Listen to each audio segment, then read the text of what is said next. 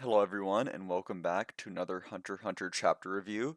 Today we'll be going over chapter 404, Speculation, which I feel like has been the name of a chapter in the past, but I don't really mind. As a heads up, this video might feel a little bit less scripted than usual because I had a very busy weekend, so I didn't have as much time to really write things out in advance as I usually do. Hopefully, though, I'll still give you some things to think about, and it'll be an enjoyable video nonetheless. But just as a heads up in case things feel off today. Certain things, let's go over the usual chapter summary. As the last chapter kind of alluded to, we start with Kurapika in Zhang's room, figuring out his kind of coin problem. And we don't figure out everything in this one exchange, though we learn a lot. We know that the coins change symbols and numbers based on who receives it, and the coins go down to 1 if it was from 10, it goes from 10 to 1 if someone new picks it up. Kurapika thinks that the ability might have a manipulation characteristic, though he doesn't think it's strong enough to make someone commit murder, at least at the time being. The coins also increase with power over time, and will eventually provide some form of ability or some sort of net effect, maybe even opening someone's nodes if given enough time. Now there's the 10 to the power of 64 equation. I'm not too sure what the practical ramifications of that are, but essentially the coins will be more useful as time goes on, which suits Zhang's nature, as he said, and as he alludes to in chapter 390, that he's more of a type of person that worries about what happens after he takes the throne versus when he's trying to actually get it. Kurapika, of course, is on edge because Koventoba, who's Benjamin's guard and was actually the first person who received a coin, is also around and listening in on the conversation, so he and Zhang kind of have a little deft maneuvering of the conversation to not arouse too much suspicion from Koventoba.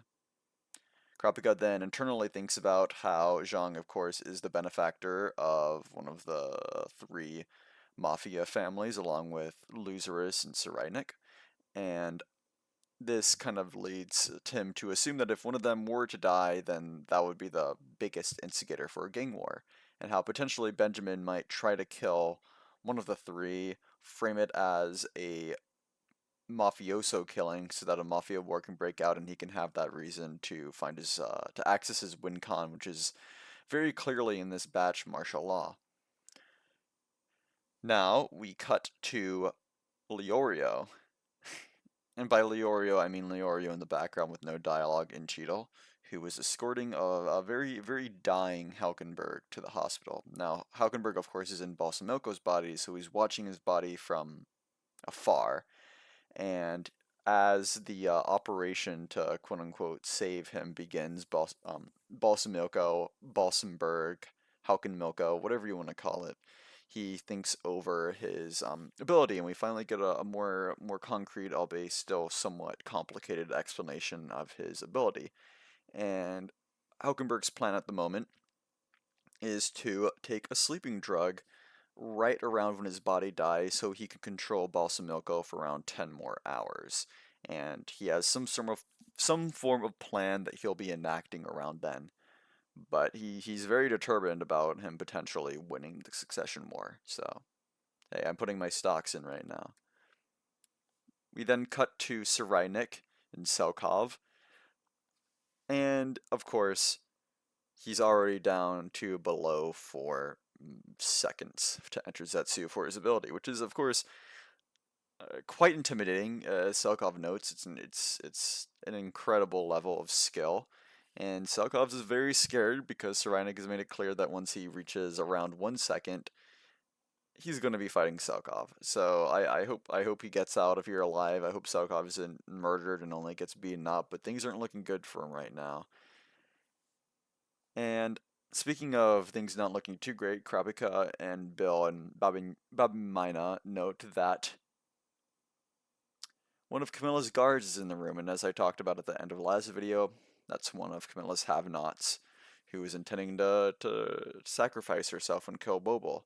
Luckily, Kurapika kind of takes note of this, and he and Bill vow to kind of keep her away from Wobble. So, hopefully nothing horrible will happen, but you never know.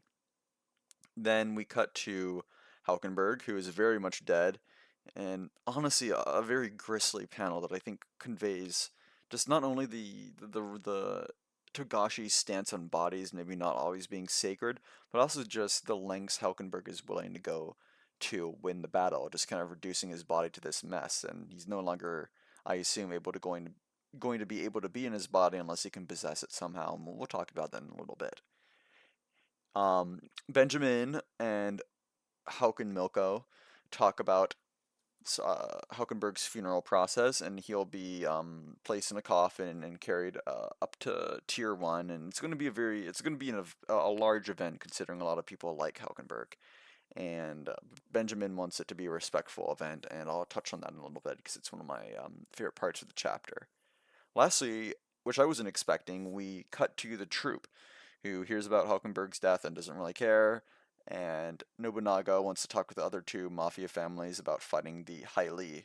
And Finks and Phaeton don't really care, and they're not really interested in them having this conversation, but it kind of ends with a little comical comment from Nobunaga as they go to speak with other two families.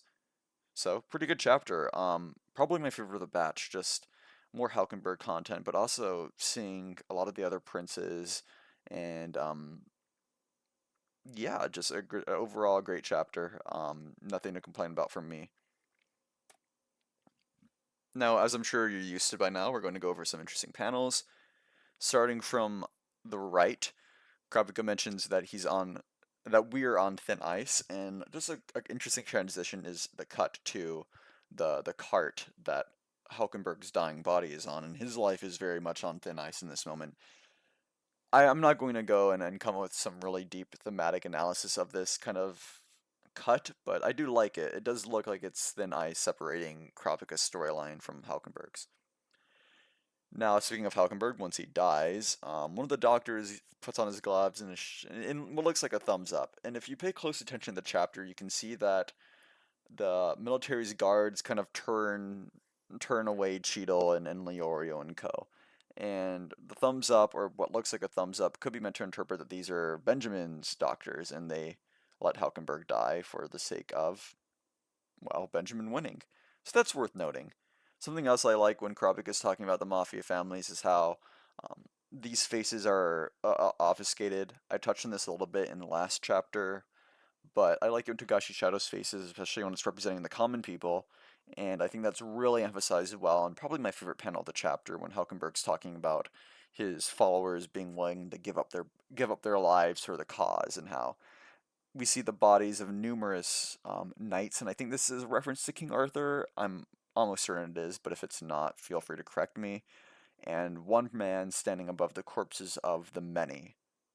Kind of this similarity between the common people, or the many within a society. I also just like the image of the knot here. Obviously, it's a three-tied knot, the three mafia families, and you know the knot's close to breaking or unraveling, and it's something Togashi does and other mangaka do, which I really like, where it's just an image. Instead of someone showing someone talking, we see an image of a real object, and that object's obviously a parallel for the tenuous balance between the mafia families at the moment. Something that I notice, of course, is how Kacho or Nensho's body seems to be fading as she watches over the very, very ill Fugetsu. And if I had to assume, what this some people have said that she's going to fade away naturally. I think that assuming that Fugetsu makes some form of recovery, Kacho or Nensho will make some recovery as well. I think her existence is tied very much to Fugetsu's life, kind of her aura, her latent nen that she hasn't really opened the nodes for but still exists. And as she's dying or cursed here, her nen and her aura is weakened, and as a result, Kacho or Nensho, which is linked to Fugetsu's aura as a guardian spirit beast, is also fading.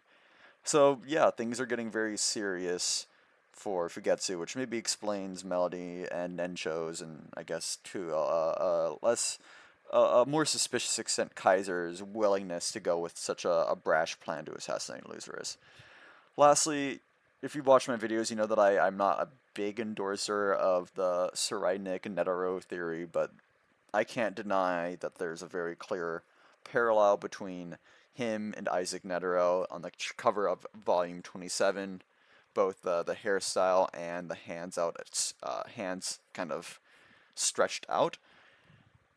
If Cyrenik is related to Netero, which this image, which this panel seems to imply, then it's great foreshadowing, or maybe it's a red herring. I don't know. It's up to you guys to decide. We'll find out maybe in a couple years, or maybe soon. Who knows? Now this is of course, Hulkenberg's ability is explained in this chapter, and I'm going to be honest and say that I don't understand it 100%, but I have a decent enough idea, which is helped by this chart, which I did not make, but I cannot find a source for. If you made this chart, or if you know who made this chart, please let me know so I can link it in the description. I don't want to steal credit. This is not mine. This is someone else who I don't know, and I just found online.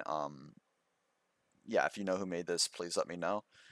But in essence, this is trying to explain Hulkenberg's ability, how the ally and target soul switch bodies once the arrow is fired, given priority to Hulkenberg or whoever fires the arrow, and then once one of them sleeps, when one sleeps, the other wakes up, and when the other sleeps, vice versa. You can put one to sleep, as this chapter kind of implies, but you cannot force one to wake up or even wake one up at all.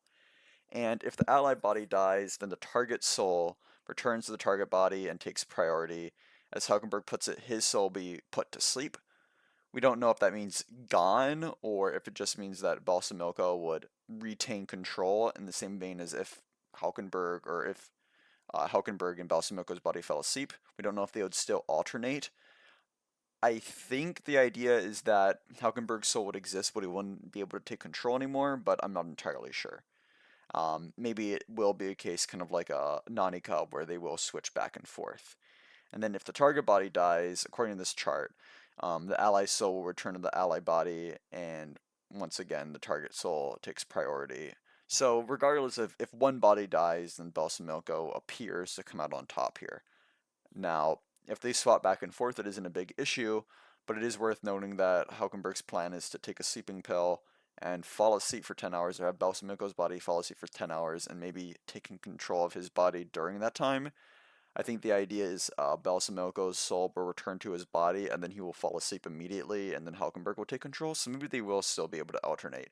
It's still a bit ambiguous, and I understand if you can't follow it, I can't follow it that well either. But what we've basically learned is that both souls do exist and that there's kind of a swapping back and forth. Some might say that Benjamin gaining Shikaku's ability is a retcon, but I think if the physical body dies, then um, he can still gain the ability, which makes me wonder, does that mean if Hulkenberg's physical body dies, well, does he lose his Nen Arrow ability that we saw the name of last chapter? I'm not sure. He at least still has power through his Guardian Spirit Beast, which I assume, but there are a lot of unknowns, and I guess the main takeaways from his explanation this chapter are that there's a lot of intentional cycling that he's intending to do between falling asleep and that both souls still exist, they're not destroyed, and that it's really all about when one sleeps, the other one wakes up, and how he has the knowledge to take advantage of that. So what he's exactly going to do is still a bit unknown, but it's a bit clearer this chapter. And by the way, yes, please let me know if I can find a source for this, and if you have any if you want to correct me on my explanation, please feel free to do so. Now, my usual thematic analysis, we're taking a little bit of a step away from family and talking a bit more broadly about respect within the war. Respect obviously is seen in almost every story, but I feel like there are quite a few different forms of respect seen that represent both familial values and societal values. Zhongli and Kurapika, during at the close to the end of their exchange at the start of the chapter, Zhang says, "Don't think of us as equals. I'm accepting information in exchange for ensuring mobile safety." And Kurapika is pretty much aware of this. So their respect is very much transactional. Zhang appreciates Kurapika for his usefulness, but he doesn't see them as equals. He doesn't maybe respect Kurapika as much as he would respect another prince. And the respect that he does have for Kurapika is very much tied to a transactional relationship between the two, which ties into Zhang kind of being this purportedly a greedy person, and of course the coins, the currency that manifests through his guardian spirit beast. Hulkenberg demonstrates a lot of respect toward his followers, those who are willing to die for the cause and those he is willing to win for. As I talked about last chapter, Hulkenberg is very much a representative of democracy and representing the power of the faceless. And it's good to see that he still has respect for those who die for his cause, even if he's very much determined to win the succession war now. And talking about Hulkenberg, we see that Benjamin demonstrates a lot of respect for Hulkenberg. And while you could say that he just wants to avoid a riot breaking out, it would actually suit him well if a riot broke out because he would be able to enact martial law. So I feel like Benjamin's respect for Hulkenberg, even if he played a role and intended to kill him, played a role in his body's death and intended to kill him, it's clear that he still has this respect for his younger brother and what we now know is most likely his direct 100% younger brother as opposed to being a half sibling. So I think this is a great exchange, and Hulkenberg's very much aware of this um, respect. He says, thank you. And while there's still enemies in this war, there's this camaraderie, or maybe just at least mutual respect, like I'm saying, whether it's between them as people or between them as family members. It's interesting to see, and it kind of humanizes, or, well, I don't think either character needed humanization, but it definitely develops their relationship a lot more, which I enjoy. And lastly, the Phantom Troop does not really care at all about Hulkenberg's death because he's tied to the Mafia, because he's not tied to the Mafia, and I like that. As we've seen recently, and as kind of has been a recurring theme with the Phantom Troop, is that they're kind of outcasts of society. They don't care about nobility or this royal family or even the succession contest, except for how it relates to their goal to take down Hisoka. And it's just interesting to look at how people who are maybe on the bottom end of society, like the Phantom Troop, are completely detached from the lives of the rich and the powerful, like Hulkenberg or the rest of the princes. And it's just interesting that there's maybe not that kind of ingrained respect for the upper class, and that's very much accurate in real life. So yeah, just a lot of different kinds of respect, whether it's transactional respect, respect for one's followers and the common people, respect between siblings, and then a lack of respect um, are arguably a validated lack of respect between the lower and upper classes. Lastly, we're going to talk about the next chapter as is usual. The preview in some translations reads, "The troop sets off."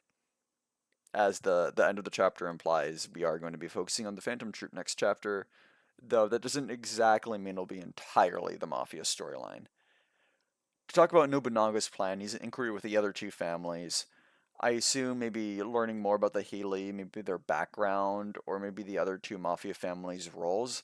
As we know, I finally got an excuse to use the profile image, right? But Kenny, he wants to wipe out the Phantom Troop. He's very much opposed to the Phantom Troop, while Henry is more of an ally. We might see his plan to get rid of the Phantom Troop brought up, or maybe even begin to be enacted next chapter.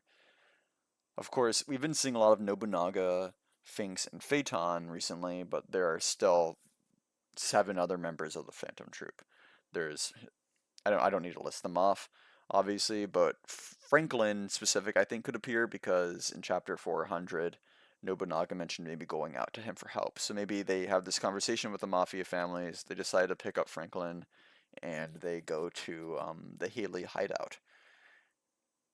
Could escalate matters to a greater climax. Speaking of a greater climax or things escalating, I think the plan to escort Hulkenberg's body to Tier 1 could prove very beneficial for him because there's going to be a mass gathering of his followers all in one place, and he can maybe harness his Nen Beast and his, depending on if he still has it, his Nen ability in a way that we haven't seen before on a whole other level, and that could have great effects depending on who he uses it on and how he uses it.